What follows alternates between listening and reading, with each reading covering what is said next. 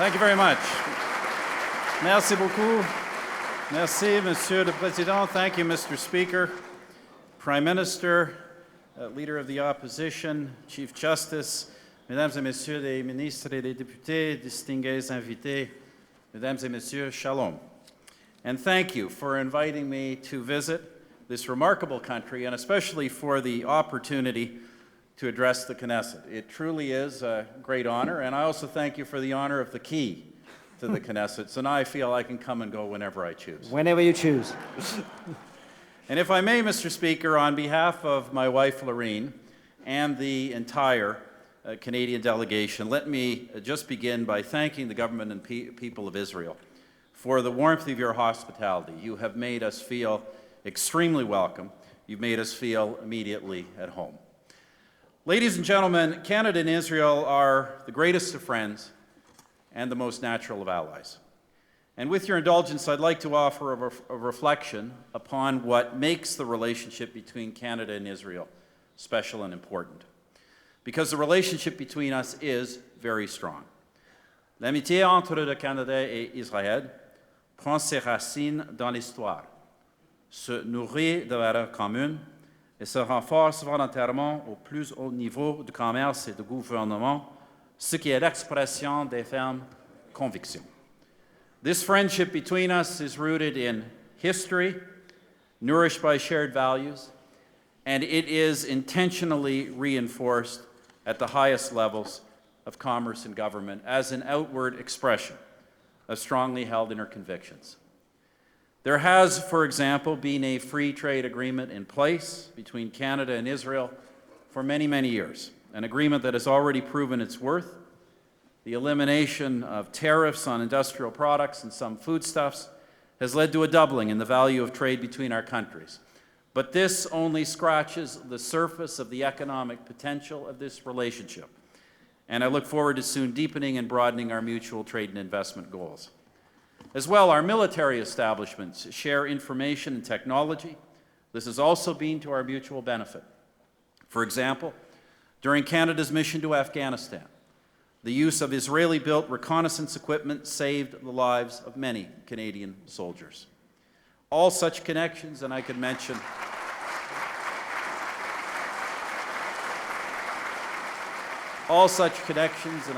many more, science and technology, all build strong bridges between us. Cependant, pour bien comprendre la relation particulière entre Israël et le Canada, il faut regarder au-delà du commerce et des institutions, des liens personnels tissés par l'amitié et la parenté. However, to truly understand the special relationship between Israel and Canada, one must look beyond trade and institutions to the personal ties of friendship and kinship. Jews have been present in Canada for more than 250 years. In generation after generation, by hard work and perseverance, Jewish immigrants, often starting with nothing, have greatly prospered. Today, there are nearly 350,000 Canadians who share with you their heritage and their faith. They are proud Canadians, but having met literally thousands of members of this community, I can tell you this.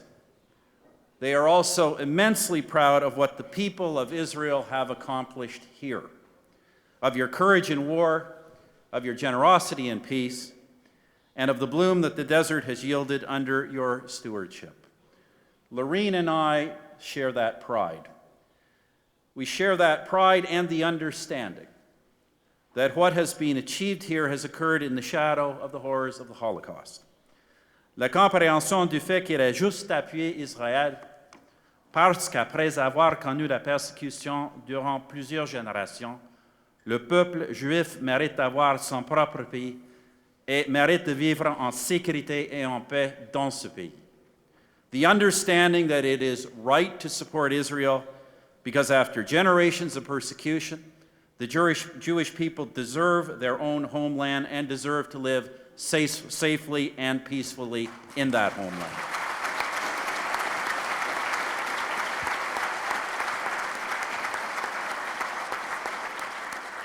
Now let me repeat that. Canada supports Israel fundamentally because it is right to do so. This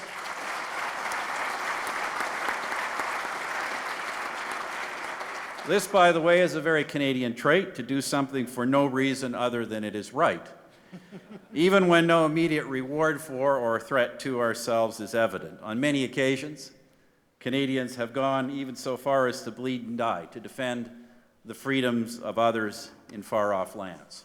To be clear, we have also periodically made terrible mistakes, as in the refusal of our government in the 1930s to ease the plight of Jewish refugees. But as a country, at the great turning points of history, Canada has consistently chosen, often to our great cost, to stand with others who oppose injustice and to confront the dark forces of the world. Il est donc dans la tradition canadienne de défendre ce qui est juste et fondé sur des principes, que ce soit non commode ou populaire.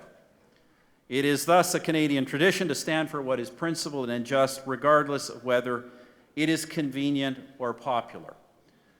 But I would argue, and as you know, Prime Minister, I have argued, that support today for the Jewish state of Israel is more than a moral imperative. It is also a matter of strategic importance, also a matter of our own long-term interests.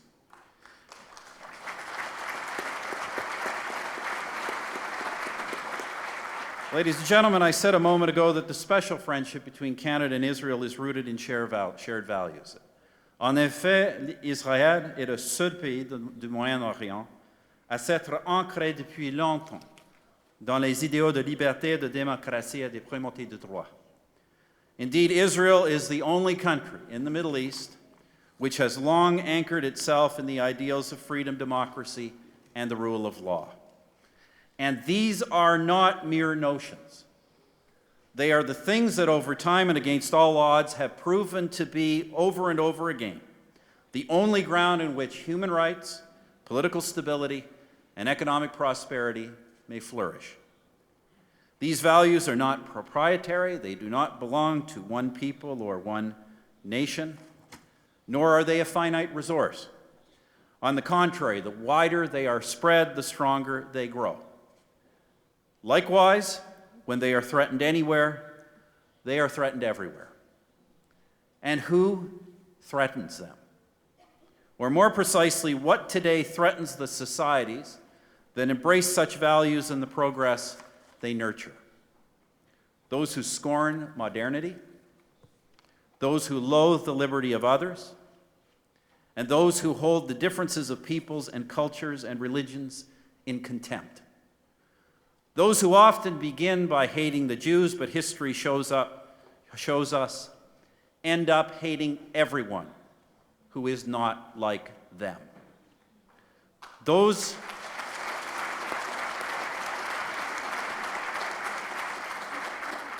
forces which have threatened Israel, the state of Israel, every single day of its existence, and which, as 9/11 graphically showed us today, threaten all of us. Ou bien nous défendons nos valeurs et nos intérêts ici, en Israël. Nous défendons l'existence d'un État libre, démocratique et distinctement juif. Ou bien nous amorçons un recul sur le plan de nos valeurs et de nos intérêts dans le monde. And so we either stand up for our values and our interests here in Israel, stand up for the existence of a free, democratic, and distinctively Jewish state, or the retreat of our values and our interests in the world will begin.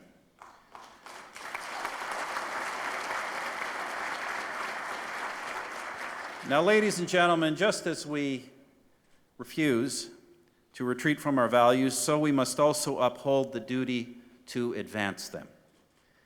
And our commitment as Canadians to what is right, fair, and just is a universal one. It applies no less to the Palestinian people than it does to the people of Israel. Autant nous soutenons sans réserve le droit d'Israël de se défendre, autant nous préconisons depuis longtemps un avenir juste et sûr pour le peuple palestinien. Just as we unequivocally support Israel's right of self-defense, so too Canada has long supported a just and secure future for the Palestinian people. And I believe we share with Israel a sincere hope that the Palestinian people and their leaders will choose a viable, democratic Palestinian state committed to living peacefully alongside the Jewish state of Israel. As you, Prime Minister, have said, when Palestinians make peace with Israel, Israel will not be the last country to welcome a Palestinian state as a new member of the United Nations. It will be the first. Sadly, we have yet to reach that point, but when that day comes, and come it must, I can tell you that Israel may be the first to welcome a sovereign Palestinian state, but Canada will be right behind you.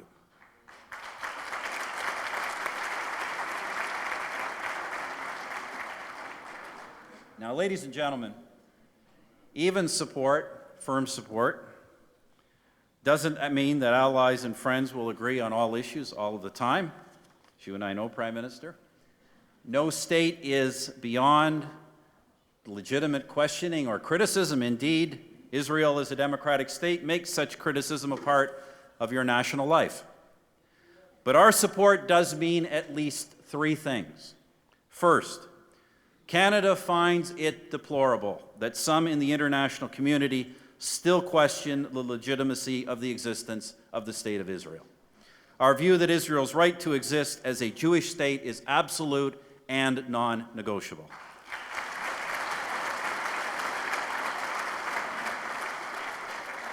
Deuxièmement, le Canada est convaincu qu'Israël devait pouvoir exercer ses pleins droits d'État membre de l'ONU et profiter de sa souveraineté dans toute sa mesure. Second, Canada believes that Israel should be able to exercise its full rights as a UN member state and to enjoy the full measure of its sovereignty. For this reason, Canada has spoken on numerous occasions in support of Israel's engagement and equal treatment in multilateral fora.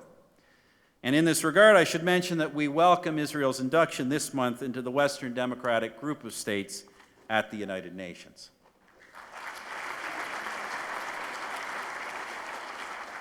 Troisièmement, nous nous refusons à critiquer Israël de façon isolée sur la scène internationale. Third, we refuse to single out Israel for criticism on the international stage. Now, friends, I understand that in the world of diplomacy, with one solitary Jewish state and scores of others, it is all too easy to go along to get along and single out Israel. But such going along to get along is not a balanced approach, nor is it a sophisticated one. It is just, quite simply, weak and wrong.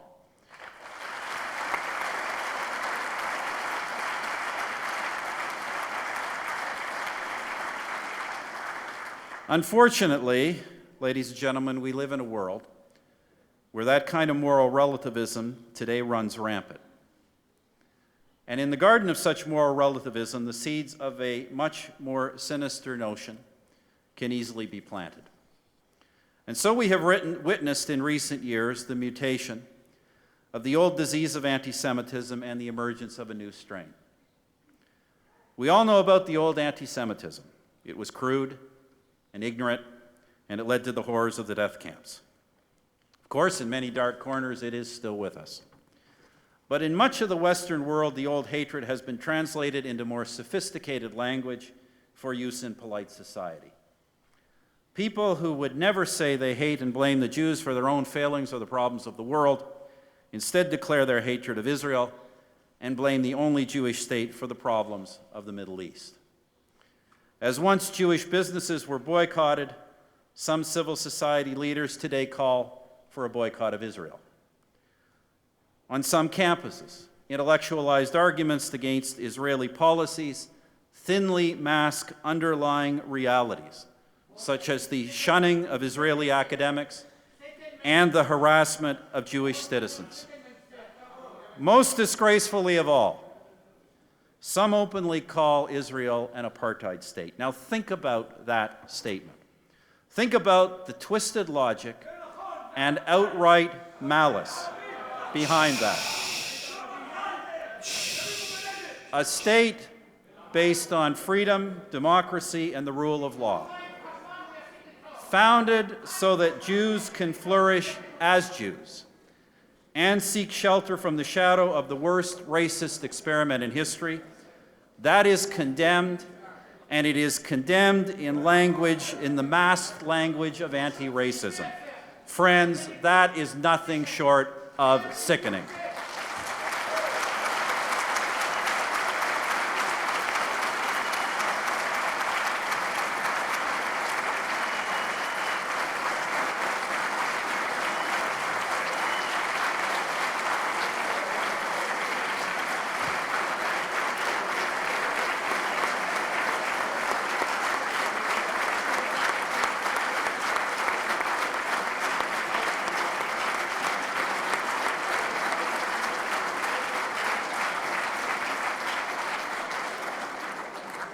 Mais il s'agit de nouveaux visages de l'antisémitisme, un antisémitisme qui vise le peuple juif en prétendant viser Israël.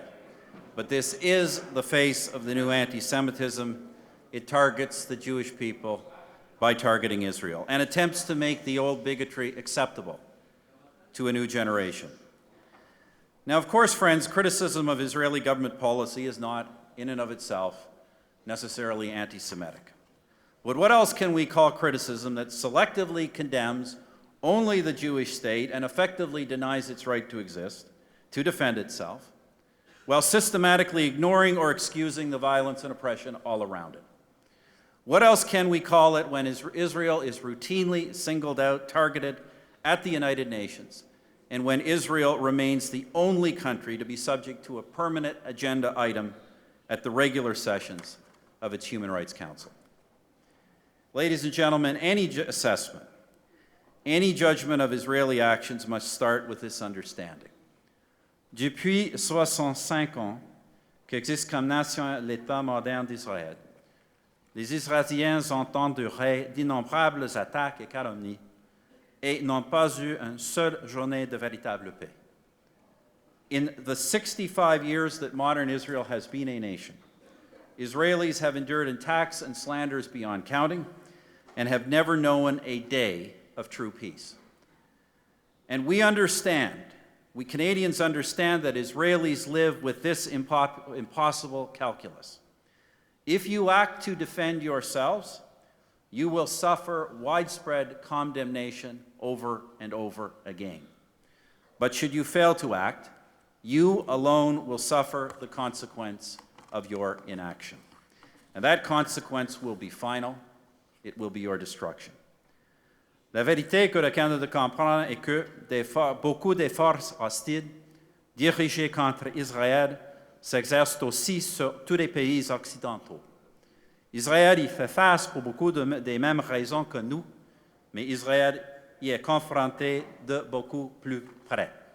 The truth that Canada understands is that many of the hostile forces Israel faces are faced by all Western nations. Israel faces them for the same reasons, many of the same reasons we face them. You just happen to be a lot closer to them.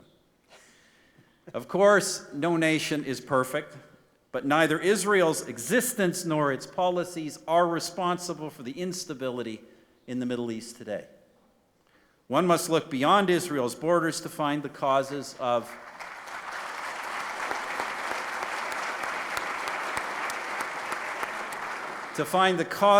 the relentless oppression, poverty, and violence in much of the region, of the heartbreaking suffering of Syrian refugees, of the sectarian violence and the fears of religious minorities, especially Christians, and of the current domestic turmoil in so many states.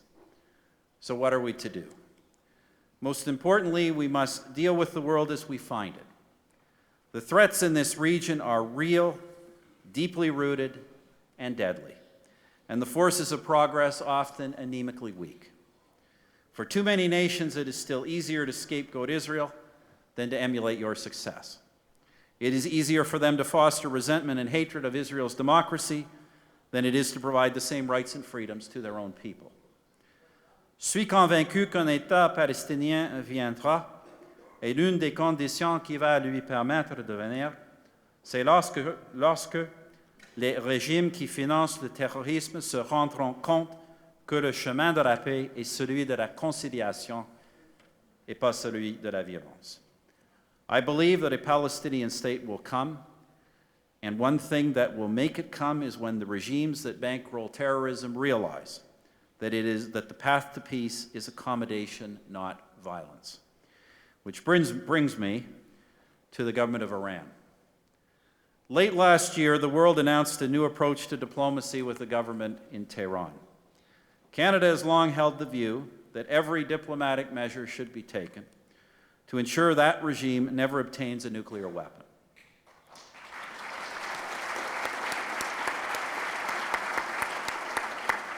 We therefore appreciate the earnest efforts of the 5 permanent members of the Security Council in Germany. Canada will evaluate the success of this approach not on the merit of its words, but on the implementation and verification of its promised actions. Nous espérons vraiment qu'il soit possible d'obtenir que le gouvernement iranien renonce à s'engager sur la voie sans retour de la fabrication des armes nucléaires. Mais pour le moment, le Canada maintient intégralement en vigueur les sanctions que nous avons imposées. We truly hope that it is possible to walk the Iranian government back from taking the irreversible step of manufacturing nuclear weapons. But for now, Canada's own sanctions will remain fully in place.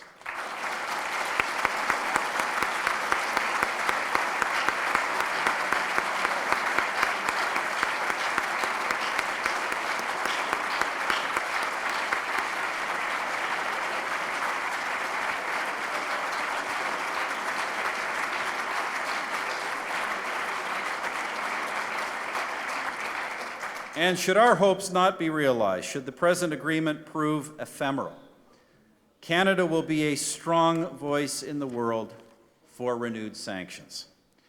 Now, ladies and gentlemen, let me just conclude with this thought. Je crois que l'histoire d'Israël est une des plus belles pour le monde entier. I believe the story of Israel is a great example to the world. It is a story essentially of a people whose response to suffering has been to move beyond resentment and build a most extraordinary society. A vibrant democracy, a freedom-loving country with an independent and rights-affirming judiciary, an innovation world-leading startup nation. You've taken the collective memory of death and persecution to build an optimistic, forward-looking society. One that so values life, you will sometimes release 1,000 criminals and terrorists to save one of your own. In the democratic family of nations, Israel represents values which our government takes as articles of faith and principles to drive our own national life. And therefore, through fire and water, Canada will stand with you. Friends, you've been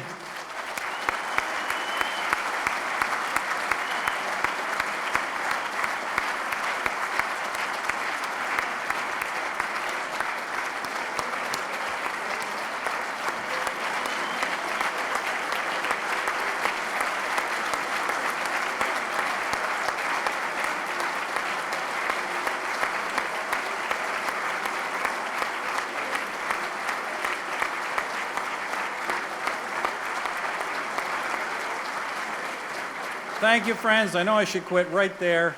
You've been very generous with your time and attention. Lorene and I know the entire delegation, thank you for your tremendous hospitality. Once again, thank you. Merci. Thank you for having us, and may peace be upon Israel.